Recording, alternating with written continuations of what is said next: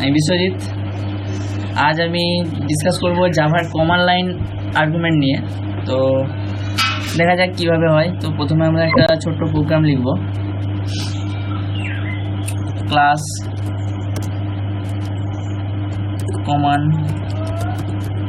Command line command এল লিখছি।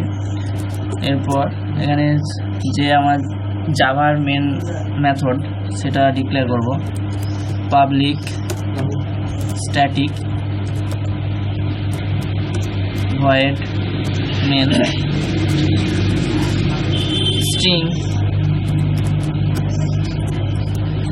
string type array args। তো এরপর এর মেন যে স্ট্রাকচার বডি সেটা শুরু করলাম।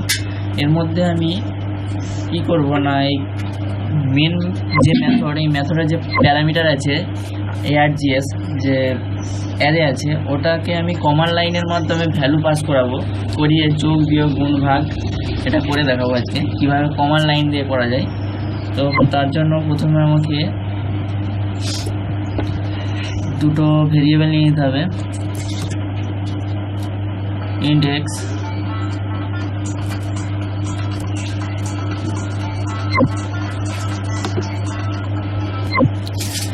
এবার আমাদের দুটো ভেরিয়েবল নিতে হবে। তো ভেরিয়েবলগুলো ডিক্লেয়ার করি, ইন্টিজার এক্স। তো আমরা এখানে প্রথমে কি করব, যে কমান্ড লাইন আর্গুমেন্ট দিয়ে দুটো ভ্যালু পাস করাবো এবং সেই ভ্যালু দুটো যোগ করে প্রিন্ট করে দেখাবো। তো তার জন্য আমাদের দুটো ভেরিয়েবল নিতে হবে, যে ভেরিয়েবলের মধ্যে ভ্যালুগুলোকে ঢুকাবো। তো তার জন্য এক্স ভেরিয়েবল নিয়েছি এবং এইখানে যেহেতু প্যারামিটারটা স্ট্রিং টাইপ, তো যে ভ্যালুটা আমি দেবো সেটা আমি ইন্টিজার ভ্যালু দেবো। তার জন্য এই স্ট্রিং ভেরিয়েবলটাকে আমাকে কনভার্ট করে ইন্টিজারে কনভার্ট করতে হবে। তার জন্য জাভার একটা মেথড আছে পার্সিন্ট, তো সেইটাকে কল করতে হবে। সেটা কীভাবে কল করা দেখা যাক।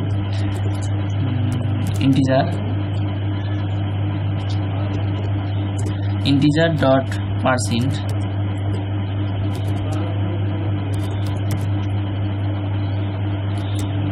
এর মধ্যে args অ্যারের 0 নম্বর পজিশন। তো এরপরে আরেকটা নিতে হবে, এটা args 1 পজিশন এবং এটা ইন্টিজার y।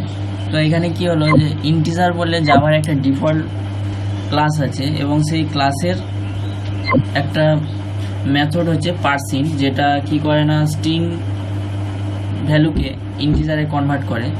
তো পার্সিন্ট মেথড একটা অন্য ক্লাসের মেথড। তো আমি আমার নিজের যে মেন মেথড, এই কমান্ড ক্লাসের মধ্যে আমি ইউজ করছি ওই পার্সিন্টটাকে।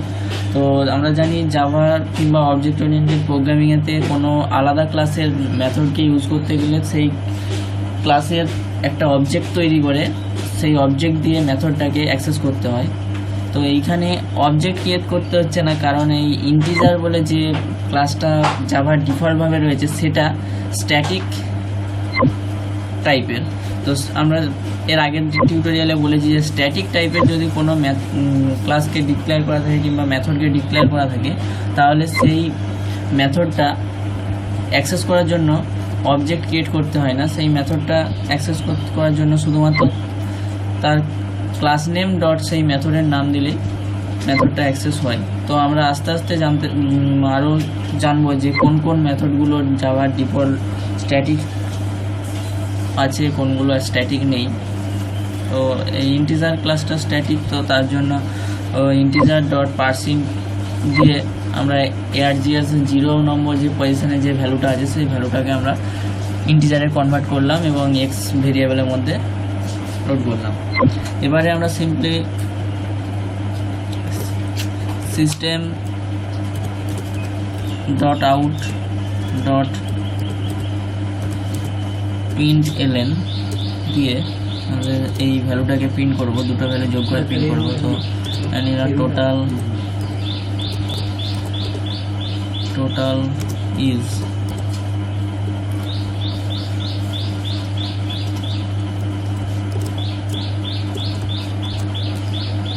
x plus y।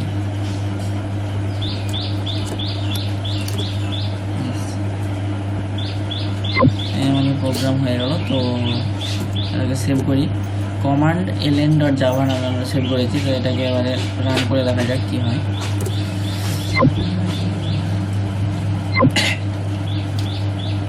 প্রথমে আমরা আমাদের ডিরেক্টরিতে যাই, ওয়েব ড্রাইভে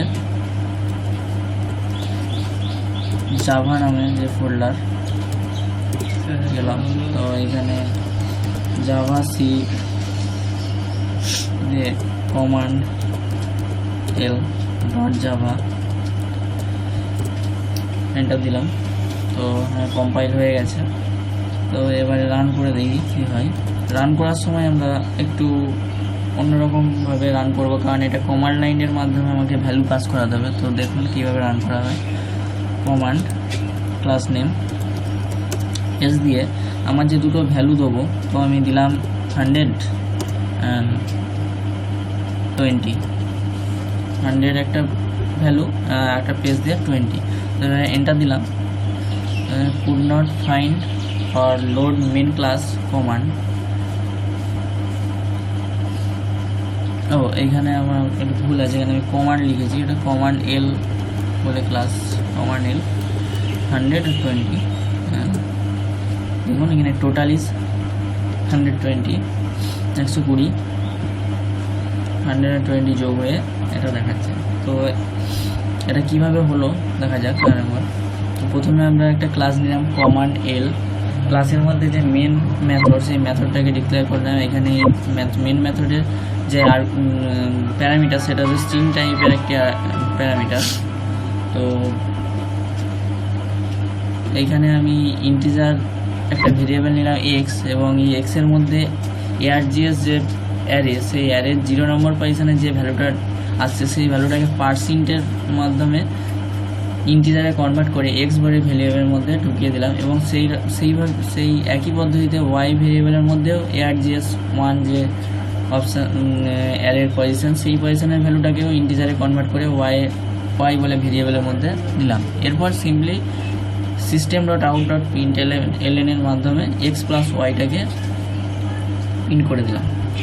তো এরপর আমি দেখব কিভাবে ফর লুপ ইউজ করে আমি যত খুশি ভ্যালুকে আমি কমান্ড লাইনে পাস করিয়ে যোগ বিয়োগ গুণ ভাগ করতে পারি। তো এইখানে আমি সিম্পল যোগটাকে দেখাচ্ছি। তো আপনারা বিয়োগ গুণ ভাগ একই পদ্ধতি, শুধু এখানে যোগ চিহ্নর বদলে বিয়োগ চিহ্ন গুণ চিহ্ন দিলেই হবে।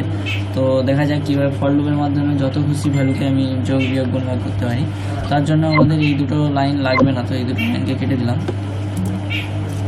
তো এরপর সিম্পলি শুরু করলাম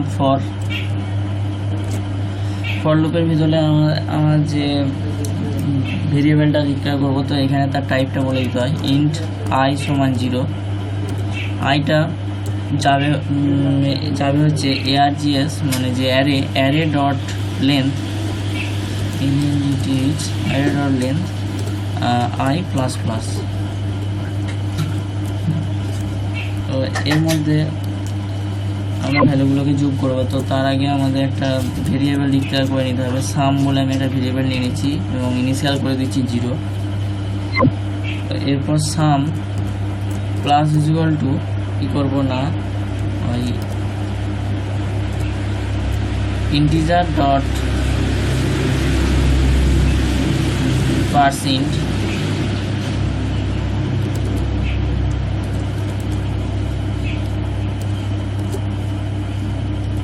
ব্র্যাকেটের মধ্যে args এবং args এর লোকেশনটা হচ্ছে আই।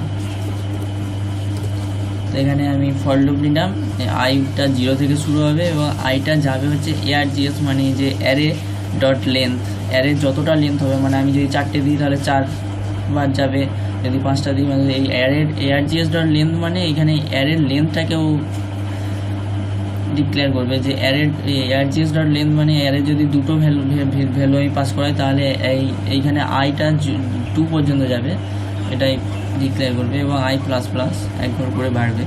তো এখানে এ করলাম এবং সিস্টেম আউট, এখানে সিম্পলি আমি লিখে দিলাম সাম, ঠিক আছে, সাম বলে যে ভেরিয়েবলের মধ্যে আমাদের ভ্যালুটা স্টোর হচ্ছে। তো এটাকে সেভ করলাম। এবারে কমান্ড লাইন এফ ড্রাইভে গিয়ে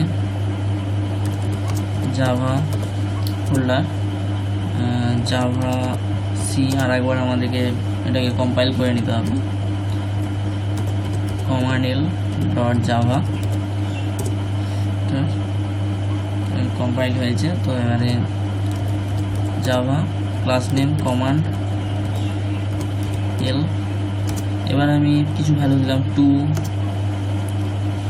3 4 5 6 7 8।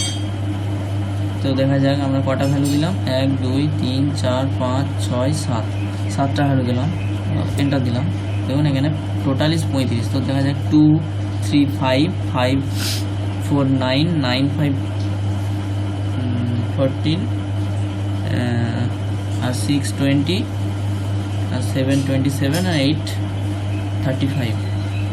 তো হয়ে গেছে আমাদের যোগ। ঠিক আছে, আজ এই পর্যন্তই। এরপর টিউটোরিয়ালে আরও কিছু কমান্ড লাইন আর্গুমেন্ট এবং প্যাকেজ সম্বন্ধে ডিসকাস করব।